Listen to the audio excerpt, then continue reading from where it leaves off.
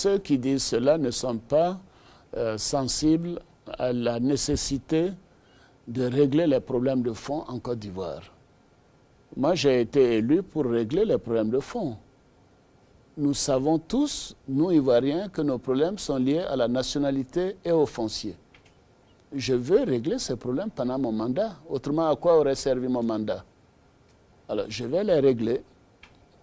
Ça peut me coûter mon élection pour un prochain mandat, ce n'est pas grave, mais j'aurai réglé les problèmes de fond de mon pays.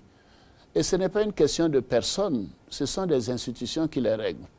Le gouvernement a mis à jour les questions de nationalité, nous les avons envoyées à l'Assemblée nationale. Maintenant, l'Assemblée est comme elle est. Je suis confiant que nous aurons une majorité confortable pour essayer de régler ce problème qui a empoisonné la vie en Côte d'Ivoire. Et une fois que le problème de la nationalité est réglé, la question foncière, en réalité, n'est pas aussi difficile que cela.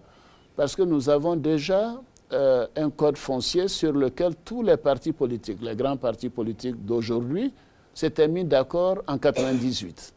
Mais il n'y a pas eu d'application. Ce que nous demanderons à l'Assemblée nationale, c'est de proroger les délais de 10 ans. Parce que les 10 premières années de 1998 à 2008, ça a été les périodes de crise.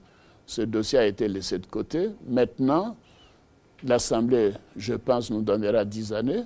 Et sur ces 10 années, nous aurons réglé ce problème du foncier. Parce qu'il faut recenser, il faut régler les problèmes par rapport à la loi. Et il faut que les propriétaires aient leurs terres. Mais il faut également tenir compte de ce que la loi dit par rapport à la nationalité. Donc voilà, la question pour moi est simple.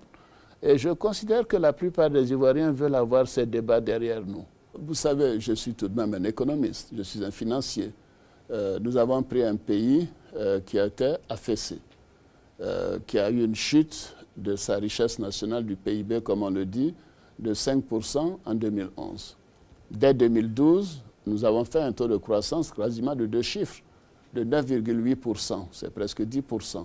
Mais nous allons continuer sur cette lancée, parce que nous en avons les moyens, parce que la Côte d'Ivoire a la possibilité, nous avons un gouvernement qui peut faire ce travail, j'en suis persuadé, nous avons une administration qui est compétente, nous avons un pays qui est au travail, et nous avons des investisseurs qui voient que ce pays, la confiance est revenue, qui a une stabilité, et ça fait aussi l'une des raisons pour lesquelles j'ai déjà indiqué que je souhaiterais rester un deuxième mandat, pour que les investisseurs aient une période devant un investissement. Ça ne se rentabilise pas en 2 ou 3 ans, ça se rentabilise en 7, en 10 ans. Vous voyez, ce n'est pas donc des questions légères en ce qui nous concerne. Nous avons bien traité ces questions. J'ai eu à gérer pratiquement une centaine de pays dans mes fonctions antérieures. Nous allons pouvoir atteindre ce taux de croissance. Le défi qui nous est lancé est maintenant comment faire descendre cette croissance, si je puis m'exprimer ainsi, au niveau des populations. C'est vraiment la question fondamentale. Comment améliorer le quotidien des Ivoiriens? Et c'est ce à quoi nous sommes attelés. Nous avons un programme présidentiel d'urgence pour régler les problèmes quotidiens, les problèmes d'eau, les problèmes d'électricité. Il y a 2 ans, Abidjan avait des coupures tout le temps. Aujourd'hui, vous en avez rarement. Nous avons de l'eau potable à 70-75% sur Abidjan. Dans des villes comme Man, où c'était à 50%, nous sommes à 100%. Dans 2 ans, nous n'aurons plus de problème d'eau potable à Abidjan, qui est une ville de 6 millions, et ainsi de suite. Nous sommes en train de réhabiliter les 32 CHU de CHR du pays. Nous allons réhabiliter cette année et l'année prochaine les 4 CHU du pays. Nous allons construire de nouveaux hôpitaux. Nous avons réparé 7500 pompes villageoises. Je peux continuer la liste de ceux dont les populations ont besoin. Alors, vous voyez, donc ce n'est pas une vue de l'esprit. Une fois que nous aurons réglé les problèmes d'eau potable, les problèmes d'électricité, on a un problème de logements sociaux, nous aurons réhabilité les routes, nous aurons entrepris de grands travaux, et ainsi de suite, nous allons nous attaquer également à la question du pouvoir d'achat. Parce qu'à force d'importer tout ce que nous importons, et avec les variations de taux de change, nous avons également une situation de hausse des prix constante. Il faut voir comment amener ceux qui sont intermédiaires dans les différentes filières peuvent baisser les prix. Et c'est pour cela que dans l'appel d'offres, la société qui a été retenue a fait la meilleure offre de baisser les tarifs que nous pourrons répercuter sur les importations et par conséquent sur la consommation. Et au-delà de cela, il faut également tenir compte du fait que nous sommes dans une zone à parité fixe. Et je prends le cas de mon pays, et je pense que c'est le cas au Cameroun, les salaires n'ont pas bougé en Côte d'Ivoire depuis, je crois, 1998. Alors c'est insensé.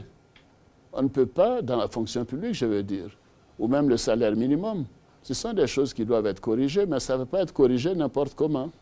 Il faut l'étudier, il faut l'organiser, il faut le faire par secteur, il faut voir ce que le budget peut supporter, ainsi de suite. C'est ce que la Constitution dit. Vous pensez que je vais penser déjà, mais vous savez, je considère que il faut que... Je trouve que nous devons de plus en plus avoir de la considération pour nos propres institutions, vous voyez. Et cela veut dire que c'est le peuple qui décide.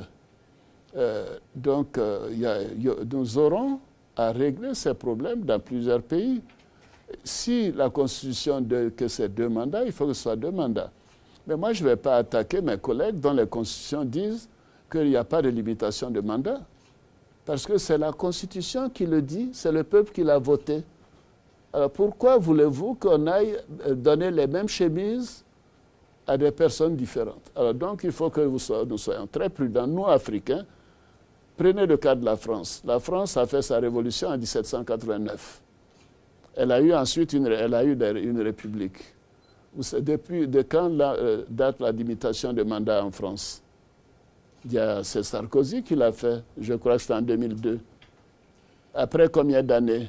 Je ne plaide pas pour la non-limitation des mandats, mais je veux dire que nous devons avoir la considération pour nos peuples et nos institutions. Si un pays, dans sa constitution, où le peuple décide de modifier sa constitution pour que les mandats soient illimités, les mandats seront illimités pour ceux qui veulent briguer un autre mandat. Ce ne sera pas mon cas. Mais en même temps, si le peuple refuse, on doit en tenir compte. Et ceci est très important.